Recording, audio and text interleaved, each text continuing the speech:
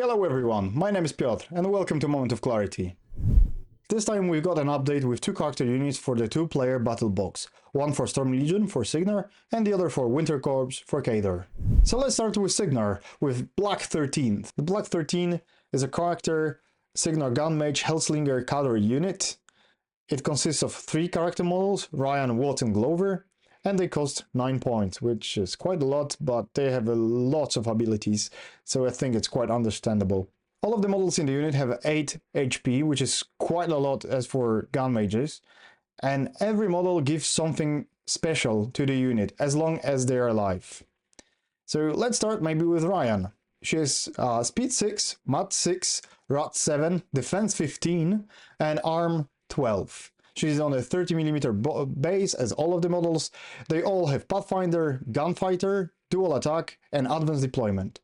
It's quite important that this model has Dual Attack and Gunfighter, so you can charge in order to extend your threat range with shooting. She has granted Prey rule, so as long as this model is alive, the unit can benefit from the Prey rule, which says that you get +2 to hit and +2 to damage against the target model that you choose at the beginning of the game. She also has Prowl, as all of the models in the Black 13 unit. If it comes to her Magelock pistol, it's range 10, rate of fire 1, power 10, she has pistol and obviously magical attack. She has 2 Magelock pistols. Every time she makes an attack, she can choose one of the effects. It could be either brutal damage, that gives you an additional damage die. It could be Thunderbolt, that allows you to push enemy model D3 directly away and knocks the enemy model down on the critical hit. And Shadow Fire, that's quite important. It says that the model hit do not block line of sight for 1 turn. And she has also Chain Attack, Mage Storm. So once she hit the target twice with her initial attacks, you put a Cloud template, 3-inch template, centrally on the model hit, and the template is a hazard that remains in play for 1 round, so whenever someone enters or ends its activation, the model suffers power 12 fire damage roll. I think the most important ability on her pistols is obviously Shadow Fire. So that's the effect that your enemy will be afraid of, because, you know, brutal damage on power 10 gun with all the buffs to damage can be dangerous, but I think that Shadow Fire is the thing that everyone will be most afraid of. It gives you potentially a great caster kill opportunity, so enemy model cannot really hide behind his own models. I like a lot Thunderbolt with combination with Falk and Reciprocate, so whenever she would be missed by an enemy attack, range attack, she could shoot back with Thunderbolt, so potentially knocking enemy model down in their own turn is a great idea. I like the sound of it. And if it comes to her melee attack, she has Gunblade, power 8, but the most important part is that she can charge, because she has melee attack. So I would consider this as a threat extender, so you can charge a 9 and then threat 10 inches or maybe 13 with snipe. Let's continue with Watts. So he's another model that survived from the original Black 13. He grants the unit Reposition 3, and he also has Prowl. He has Speed 6, Mat 6, Rat 7, Defense 15, and Arm 12 as all of the models in the unit. He has Magelock Rifle. So Magelock Rifle is range 14 and power 10. It is not a pistol attack, and it's obviously magical. So whenever he shoots, he can choose one of the effects. It could be either Black Penny, that ignores death in melee penalty. It could be Blast, that becomes Area of Effect 2, power 12, and 6 damage on 6 power on Blast. Or Brutal Damage. So on a direct hit, you get additional damage die. I like his gun. It's range 14, so he's the sniper in the team here. With Brutal Damage, he can be a really nice solo hunter. And granting unit Reposition 3 is always useful, especially on such a fragile unit. So you can walk behind the cover, behind the obstruction, make an attack, and then go back to the safety. Or behind a cloud. And what has a rifle butt, so just power 6, range 1, again, just threat extender. The newest model here, it's Glover. So Glover gives the unit true sight, which is also quite important, so ignoring stealth and cloud effects when drawing line of sight. And he also has Prowl. He's speed 6, mat 6, rat 7, defense 15 and armor 12. He has dual mage lock, pistol I guess. It has pistol icon, it's magical obviously, it's range 10 only, rate of fire 2 and power 10. And again, whenever he makes an attack, you can choose one of the effects. He has Black Penny, brutal damage again, and momentum. So whenever you hit an enemy model with a small or medium base, you slam it d3 inches away and you knock down the large base models hit by this attack. You need to remember that when you're slamming someone against a equal or larger base, the target will get additional damage die for slamming into an obstruction or a model.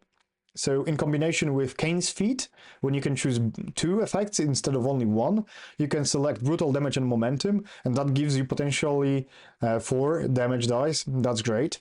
He has special attack, both barrels. So this model gains +4 to the damage rolls for this attack, but you cannot make any more attacks. It's a great ability when you want to maximize the damage you can deal to the single target, but in most cases, maybe making 2 separate attacks will be a better idea. We shall see. And he has Trench, Knife, Power 9, again, a threat extender more than like a serious threat. I like that Watts in combination with Kane's abilities and spells, so Feet it's +2, so it's already power 12, then Calamity power 14, then Prey it's power 16, and with both barrels it's power 20, so potentially you could get 4 damage dice with power 20 range attacks, so that's great. It's dangerous even to really heavy warjacks. So overall, I really like Black 13. They synergize great with Kane's Feet and Calamity, for example. They take Snipe very well because they have multiple attacks and they really need the threat extender. So I think despite their high cost, they will be taken very often, especially in Kane's lists. I like that every model in this unit has a specific role in the unit. Ryan gives Prey, so that significantly increases their damage potential. I like that Watts gives them Reposition, which increases their mobility, and Glover that grants them True Sight is also really important. So it's very important to keep all of the models alive, because sometimes in those character units you could just lose 1 or 2 and you really cared about only 1, but in this case you really want to keep all of them alive, I think. So after all, I think this unit will be a great addition to Storm Legion army, and I cannot wait to see more models from the Gun Mages cadre, because so far all of the models look really cool, especially this, but then Kane, Black 13 are all great options to choose. Maybe Folk is a little bit too expensive, but after all, I think you'll see some play as well. Okay, so now that we have all that discussed, let's go to the other army. That is Khador. Yeah, colors again. All right. Where's the unit? Here it is. The Hounds. So the Hounds consists also of 3 character models. It's a Khador SK6 cavalry unit. They consist of Teterya, Fedyniak, and Skrobala. Really cool names there.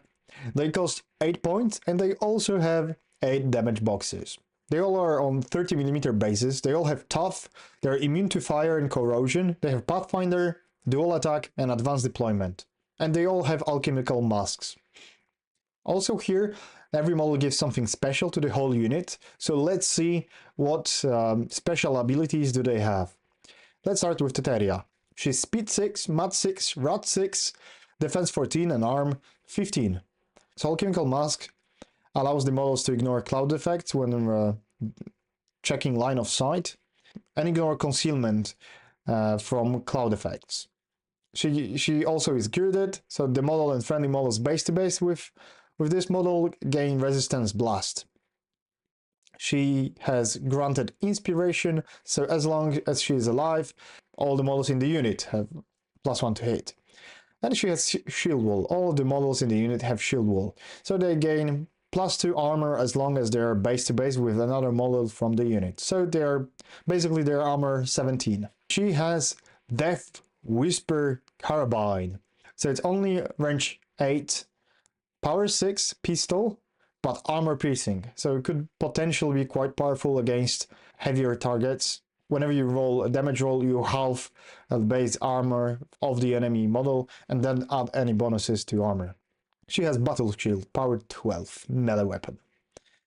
Granted, inspiration is great, but maybe not as good as the bonuses that Black 13 have. So let's see what the other models have to offer. So Fedyniak is also based on 30mm base. He has Tough, immune to fire, corrosion, pathfinder, dual attack, and advanced deployment. He also has Alchemical Mask and also is geared. He grants Prowl to the unit, so whenever they benefit from concealment, they have Stealth. And of course, Shield Wall as well. If it comes to his range attack, he has Grenade Launcher, range 12, Area of Effect 2, power 12, and 8 on the blasts. And also Arcing Fire, so you ignore intervening models when drawing line of sight. If it comes to melee weapons, he has also Blade Shield, power 12, just a melee option. They do have dual attack, but unfortunately they do not have Gunfighter, so they can shoot only to targets they are in melee with. And the last model in the unit, Skrobala, all the same here, 30mm base, tough, immune to fire, immune to corrosion, pathfinder, dual attack, advanced deployment, alchemical mask, and girded. And this model grants reposition 3 to the whole unit, and he also has shield wall. If it comes to his range weapons, he has assault cannon. And assault cannon is the best weapons of all, I believe. It has range 12, rate of fire D3 plus 1, and power 12 with pistol special rule. And it has volume fire, so whenever you attack a medium base model, you get +1 to attack and damage roll, and whenever you hit a huge base model, you get +2 to attack and +2 to damage roll. And you knock down on a critical hit. So that's great against huge base model, your power 14. It's and D3 plus 1 rate of fire. So potentially you could make 4 attacks with power 14 against a cavalry or warjacks. He is the damage dealer in the whole unit. If it comes to the synergies in the army, I think they will be quite cool with Vilkul, the warcaster from the 2-player battlebox that put a lot of clouds in the battlefield, because they ignore all those line of sight blocking clouds and they benefit from them to get stealth. So that's great. I think they will be also taken a lot with Valerie. Although they are quite expensive, they have multiple attacks, especially Skrobala that has D3 plus 1 shots. And with Valerie's skill order, he will be power 16 against huge based models. So that's something really nice to consider. But overall, I don't think there are that many synergies. They're just a quite okay unit. Maybe a little too expensive, but they can potentially deal some damage, especially with armor piercing on Teterya and grenade launcher on Fedyniak and Skrobala's minigun. So although I really like how the unit looks like, if it comes to the models, I think that this unit still needs some love, because for 8 points, I believe there are some other interesting options. But to be fair, I think yet again that the winner of this contest is Black 13. If you compare them side by side with one another, I think that Black 13 is the more interesting choice. They seem to be just more interesting overall, especially if it comes to the whole setting of the army. And if it comes to the 2-player battlebox that both units are included in, I think they'll be quite playable, although it seems that Black 13 just ignores anything that Vilkul and the Hounds can put on the table, especially because of True Sight.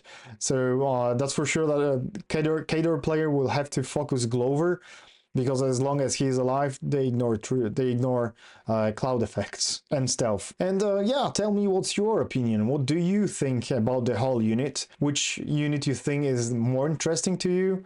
Do you think Signar players, as myself, will be more happy with with this addition, or maybe you're a Cater player and you're excited about the Hounds. One thing that I like more about the Hounds is the way they look, because they're quite beefy. They have cool guns, really tanky shields. They're quite massive, so I think they will look really interesting in this new upcoming cadre. If you like this video, please consider hitting the like button and subscribing if you're not subscribing yet. Thanks for watching. Cheers!